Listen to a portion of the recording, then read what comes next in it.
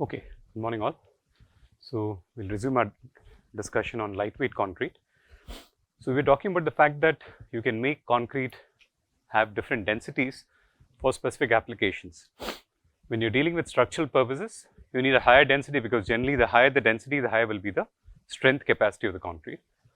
For intermediate and low values of density, your application primarily leads to insulation and perhaps uses partition walls where you really don't need too much of a load carrying ability, right. So, in such instances, when you prepare concrete masonry units, you can work with much lower densities, right. So, in general, lightweight concrete can be classified into no fines concrete. Why is no fines concrete lightweight? Because we are not adding any sand, okay. So, obviously, there will be a lot of void spaces present in the system. No fines concrete is also christened as pervious concrete in certain literature. Okay, pervious concrete is where you only have coarse aggregate which is graded and then you have cement or cement and water. You don't have any sand in there. The idea is to have a continuous channel of flow of water through the concrete. So, when you are, let us say, putting down parking lots and you want to actually conserve the water that falls because of rain and then store it. So, pervious concrete is a good methodology for doing that. People have even experimented use of pervious concrete for roadway pavements, where continuously there will be a water recharge into the ground because of the space afforded by the pervious concrete. But for the most part, pervious concrete is taken separately and not treated alongside the other structural lightweight concrete or insulating lightweight concrete that we are going to be talking about. So, lightweight concrete includes cellular concrete, cellular from the point of view of the fact that there is a lot of air cavities inside, that is why it is called cellular. The cellular concrete could be either aerated implying you are putting some sort of a gas inside concrete, right, which leads to the formation of the bubbles, or you are entrapping gas inside the concrete, or you can also have foam concrete where you are putting a foam to create the bubbles inside concrete. Okay. So, we talked about both of these also and we will look at more details about how these are actually done. Then of course, you have the lightweight aggregate concrete or LWAC, lightweight aggregate concrete. Now, let us look first at foamed concrete. So, foam is nothing but the kind of stuff that you get when you use a shaving foam, for instance, right. The shaving foam or a shampoo, when you are agitating it with water, you get a lot of foam generation, and this foam basically has to get embedded in the structure of the concrete. But what happens? This foam is not that stable, right, in general. The foam that we typically think of in terms of the lather from a shaving cream or from a shampoo, that breaks easily. The bubbles have to be conserved inside the structure of the cement mortar, and that is what makes the foam stable and provide a stable air void system inside the concrete. So, you can produce foam through separate means. One is a pre-foaming method and the other is a mixed foaming method. Now, pre-foaming method, you create the foam, an aqueous foam is created using a foam generator, using a foaming solution. You then mix it along with the base mix, which is a paste or a mortar. Now, problem is in foam concrete, you cannot really employ large size aggregate, because what happens there is the presence of the aggregates and the angularity associated with it will break down the foam easily. So, as far as possible, you want to have very fine particles in your system. So, even when you are making mortar, the sand particles are typically quite fine in terms of lightweight concrete. So, you do moderate mixing and then get fresh foamed concrete out of this. The other way to do this is mixed foaming, where foaming agent is used in a dry powder or solution form and directly mixed along with the base mix at high speeds, because you need to agitate it at high speeds to regenerate the foam, right. When you agitate at high speeds, only the foam will get generated. Here you do not have to worry about it because you have a foam generator that applies the pressure to sort of agitate and generate the foam. So, when you add some detergent into a bucket of water, you do not see any foam generation. No? When does foam generate? When you agitate it, right. That is exactly the function of a foam generator or the use of a high speed mixing along with the cement paste or mortar to generate the foam within the system. Okay. Wrong address. So, fresh foamed concrete is obtained from these two methods, and then of course you need to do the casting into molds and then finally curing to achieve your lightweight blocks. So, again this is an example of use of foaming agent, right. You add a little bit of water and then provide energy. Here you can use a cake blender for instance to do the same work in the lab to provide that energy, but in most cases for field applications you would like to actually use a foam generator. So, you have an air compressor, you have the foaming agent and water that are added together into the foam generator, and then you have a nozzle through which you can actually extract the foam. Okay. So, all you need to do is have the right combination of water and soap. Soap is basically the foaming agent, right, and then you apply the right pressure through your air compressor and ensure that you are able to generate the foam that is required. Foam needs to have a certain density of its own. It has to be obviously very low, but you need to control that density by appropriate formation of bubbles. You need to form the right amount of bubbles, and you need to then worry whether these bubbles will remain stable when you mix it with the cement paste or cement mortar. Otherwise, if it is not stable, it will break down and then you will not really get the lightweight nature of the foam concrete. So, there are several surfactants you can use for foam generation. I do not know how many of you have seen the shampoo formulations. There are synthetic surfactants that are added into the shampoo. One of the common names is sodium lauryl sulfate or sulfonate, which is a common ingredient found in most shampoos, and that is a very good surfactant. We talked about air entraining agents earlier. The idea is that they are also surfactants. They lower the surface tension of water and help the formation of bubbles, right. So, you can have either natural surfactants or synthetic surfactants. Natural surfactants very often are like the soap nut that you can actually naturally get, right, and from these you can easily extract the foaming agent. Okay. Even stuff like your pulses are sometimes good foaming agents, like your tur dal or even moong dal. These are also good foaming agents. I do not know if you have ever noticed that, right. When you mix water with the dals, you will actually see a lot of bubbles getting generated, and these bubbles are sometimes stable also. Okay.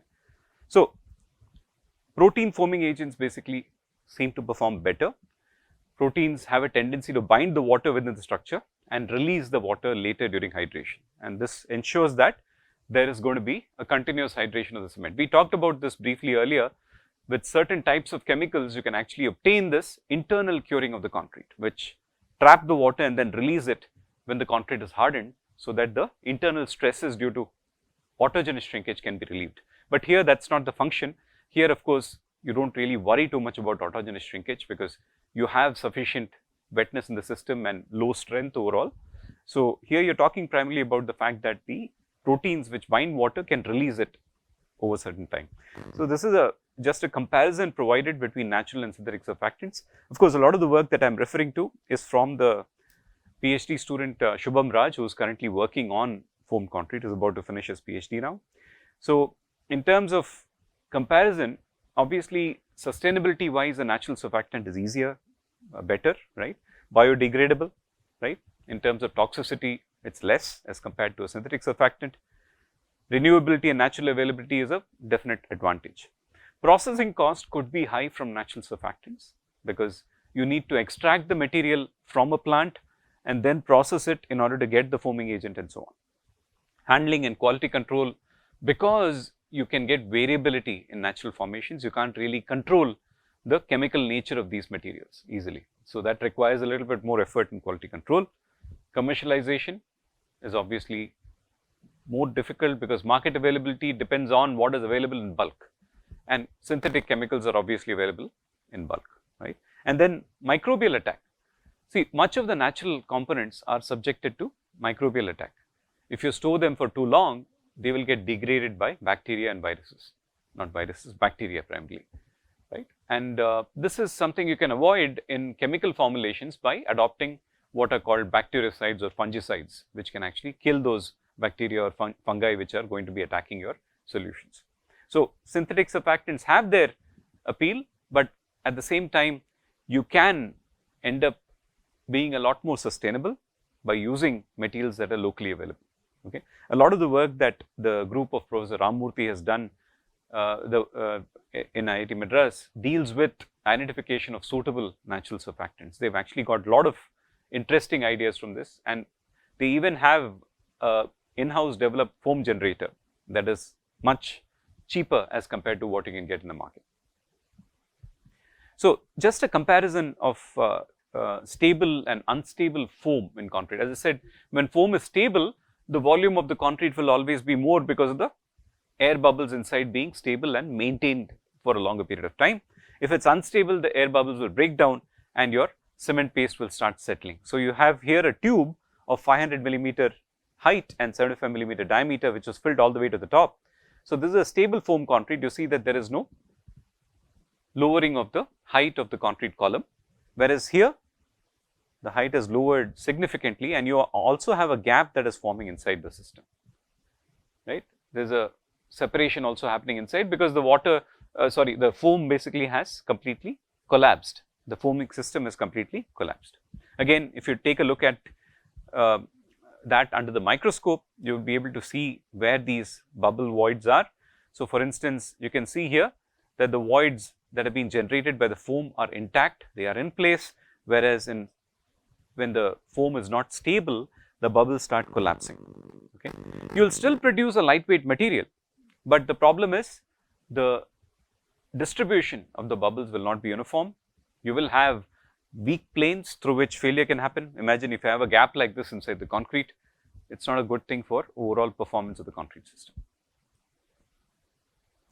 Now, generally it has been noticed that solutions with high alkaline strength have better foam stability. So, in terms of alkali content of the solution, they will have better foam stability. Now, again, it has also been seen that when you have mineral additives as ingredients, for instance slag, it seems to help in improving the foam stability.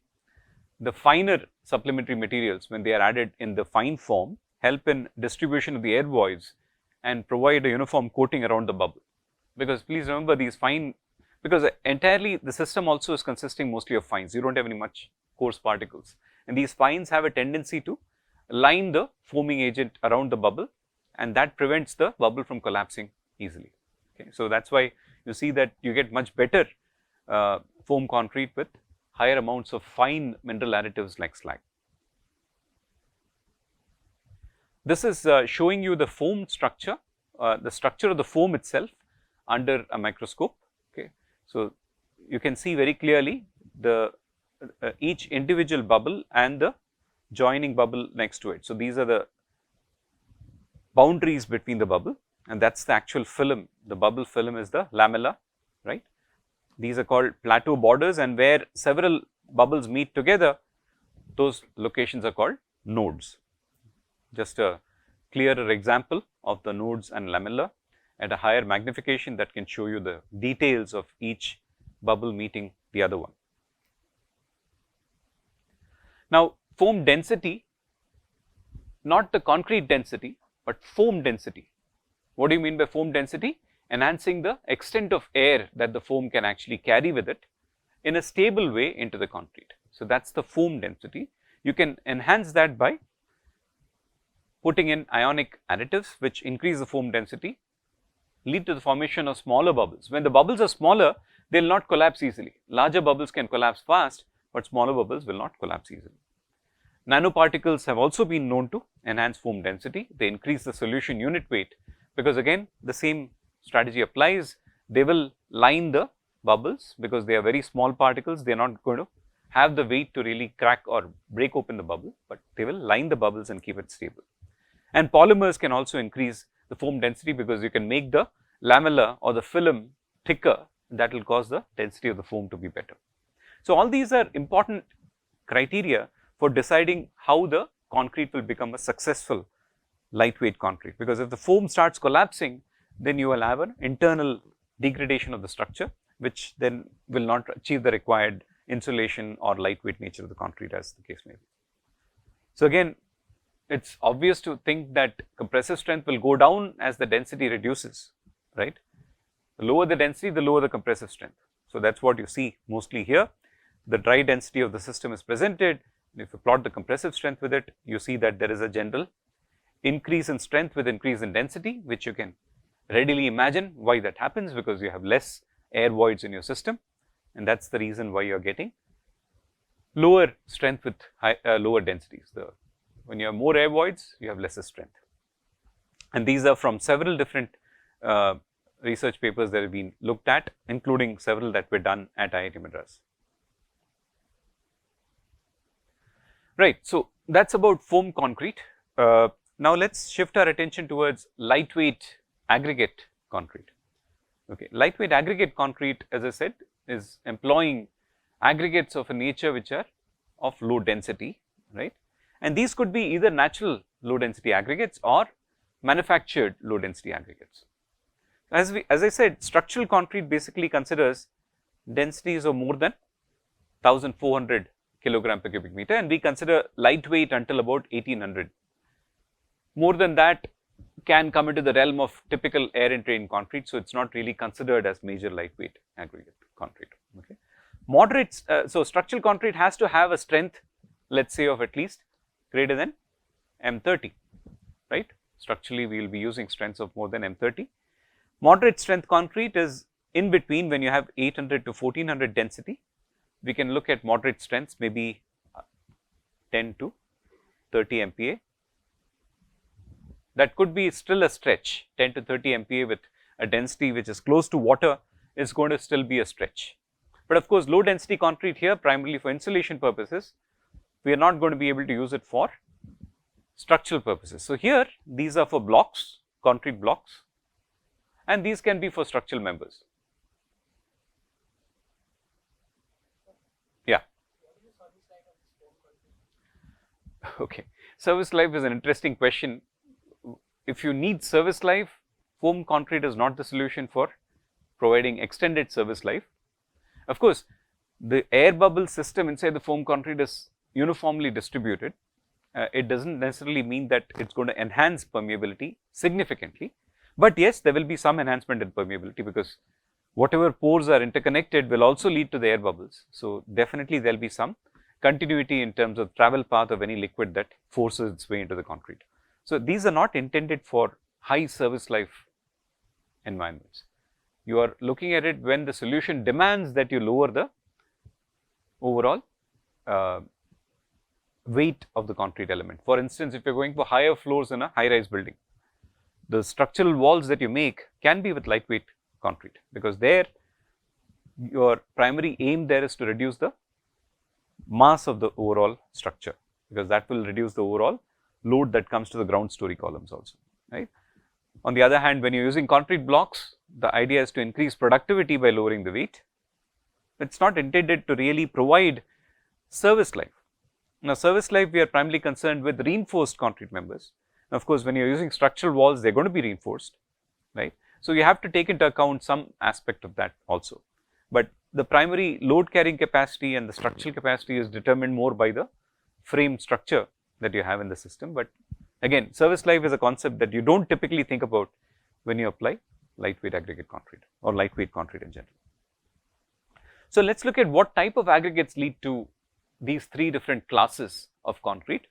If you are going at the structural concrete level, you can have expanded slag. That means at the time of actually formation of the slag, you remember that slag is formed from a molten state. It is solidified by quenching. At that point of time, if air is introduced into the system, it will encapsulate air, and that will become an expanded system which has a lot of porosity inside the slag, and that will be a lightweight aggregate. You can also sintering grate expanded shale. Basically, shale has a foliated structure. If you are able to expand that by pushing in air through the foliations, that will lead to a lightweight aggregate. Or clay or fly ash can also be used in this system, right. Clay also can be expanded because of its layered structure. Fly ash, on the other hand, as I talked about this earlier, you can fuse particles of fly ash, pelletize it, and then sinter it, okay, and that produces a good lightweight aggregate. Fly ash density is not much, no, it's only about 2.2.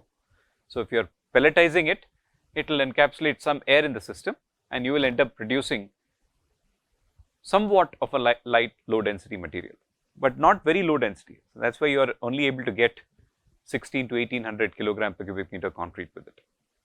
Okay. Again here shale, clay and slate using a rotary kiln expansion technique. There are different ways of providing expansion within your material, either a sintering grate or a rotary kiln. Those are different processes by which you can do the expansion. Expansion simply means entrapment of air in the system.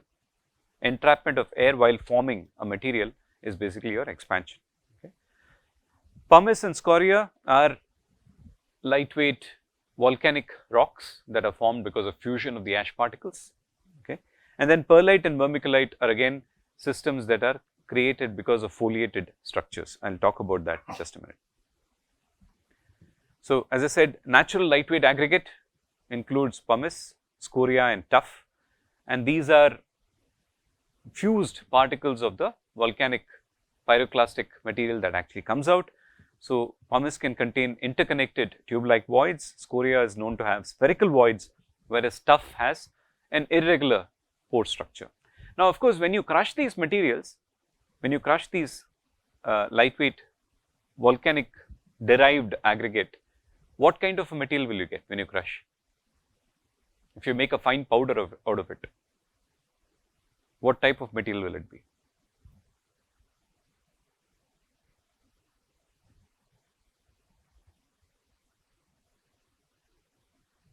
Can you relate it to something we learned during the mineral admixtures section? Sorry? This is ash, no? So, it will be a pozzolan. When you crush this material, you will basically get a pozzolan. Okay. That is how the term pozzolana was also derived, right, from the eruption of a volcano in Italy and the subsequent deposition of the ash. That ash was used along with lime water, and they found that it enhanced the properties of the lime water. So, again these ashes will become pozzolans, but they are cemented together because of high pressures, and that causes the formation of a lightweight rock. So, these will have some alkali reactivity perhaps, that you have to still worry about. It is not going to be that straightforward to use them in lightweight concrete.